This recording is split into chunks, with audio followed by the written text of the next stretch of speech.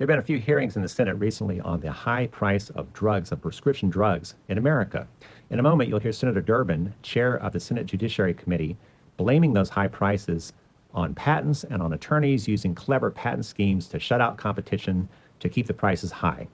But then you'll hear from a number of witnesses and other lawmakers who indicate the problem very clearly as something quite different. It is a handful of intermediaries, of powerful intermediaries, who can dictate what drugs are used in insurance plans. They can influence the prices of those drugs, and the higher the prices, the greater their profits, and their profits are gargantuan. And all of this has nothing to do with some alleged abuse of the patent system. I'm Randy Landrino. I'm the president of U.S. Inventor. We're the nonprofit that is involved in a national effort to restore the patent rights of inventors and startups in America. And this is just another false narrative that's being used to keep the system broken, which is very bad for America. But also, it is diverting attention away from solving the real problem that is causing Americans to have to pay sky-high prices for prescription drugs. People in the United States pay the highest prescription drug prices in the world, on average 4 times more than people in similar countries pay for brand name medications.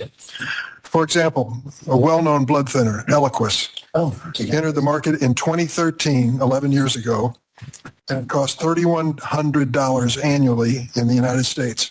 Same drug made by the same company for sale in Japan was not $3,100, it was $1,000.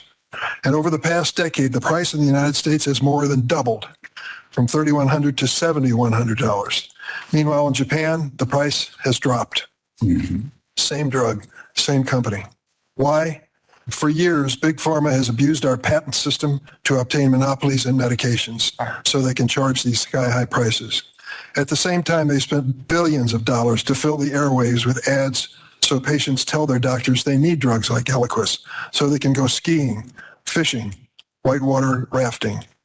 By fueling demand for expensive medications that are walled off from competition by clever patent schemes, Big Pharma has made American patients their profit engine. Please tell me why you think it is appropriate to charge Americans 9 times more for the same exact product that you sell in Germany. Bottom line is, you are charging the American people substantially more for the same exact drug than you are charging people in other countries. And my question is, why? But once again, you are not answering my question. It's a very simple question. In Germany, they're paying $59 for Ozempic. In the United States, we pay $969. So you're making huge amounts of money in this country, and you're charging us far more. And you haven't given me an answer as to why. If we look at it today, PBMs and their insurance companies, or I think typical insurance companies that own the PBMs and a number of legal entities set up to extract fees from the US system, they are rewarded based on list price. So they get a fee based on list price. So the higher list price, the more fee they get for the same job, which means that in our experience, products that comes with a low list price get less coverage. It's less attractive. Yeah, for every dollar we make, we give 74 cents to the PBMs, insurance companies. In the case of Levemir, we actually lowered the list price in the US by 65% last year. Just to realize that after we dropped the price of Levemir, the PBMs dropped coverage. So it went from being on 90% of insurance schemes to being only on some 35%. The blunt truth is that if you or a loved one needs medicine, you will pay almost any price to obtain it. This ability to squeeze every dime from those who need medicine not only fattens corporations' bottom lines, but also leads to the creation of exploitive middlemen as surely as sharks are drawn to blood. One of these middlemen are pharmacy benefit managers, or PBMs for short. PBMs harm Americans in 2 ways. 1, PBMs are helping to fuel ever-rising drug prices. And then 2, PBMs are killing independent pharmacies, as Congressman Foster alluded to just a second ago. First, I want to get into drug prices. On behalf of healthcare payers like employers and insurers, PBMs negotiate with drug companies, acting as middlemen to create formulary lists that determine which medicines patients can be prescribed. To maximize their own profits, PBMs have implemented a so-called rebate system that requires drug companies to provide rebates based on their drugs' list prices. In exchange, PBMs include these drugs on their formularies. The higher the prices, the higher the rebates, and the more likely that a company's drug gets on the PBM's formulary. The glaring problem, however, is that PBMs do not appear to be passing along the rebates to their clients, namely the payers and ultimately the consumers. Meanwhile, PBM's pursuit of ever higher rebates drives up what they're linked to, namely drug prices. This is not some conspiracy theory.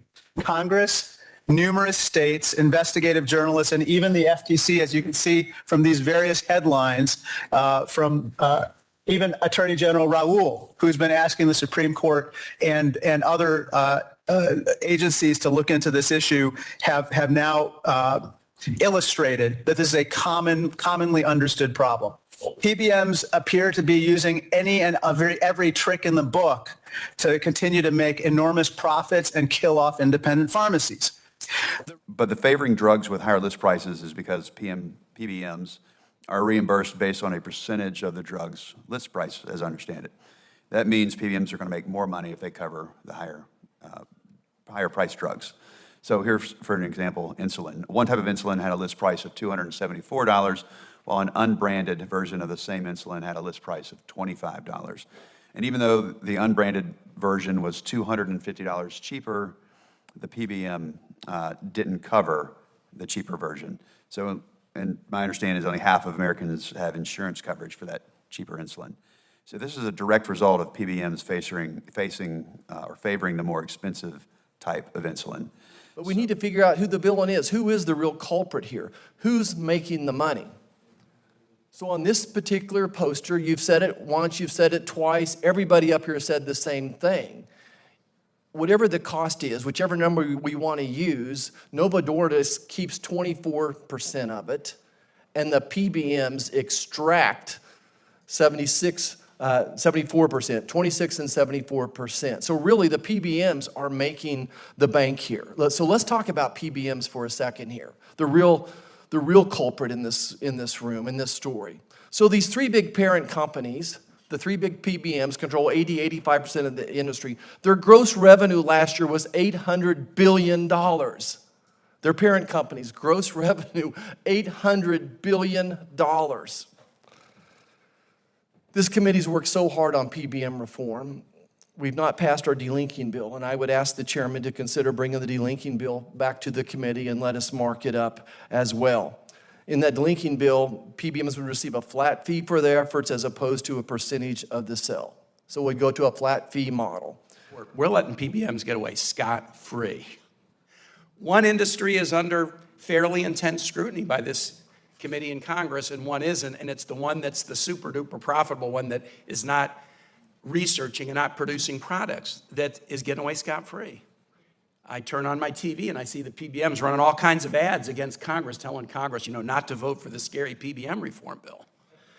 But we're letting a huge part of this problem that afflicts the everyday American who's trying to afford prescription drugs, we're letting them go scot-free. If you're having to use a $275 branded version of insulin rather than a $25 unbranded version that would work fine because your plan only covers the expensive version, that's not the fault of the patent system.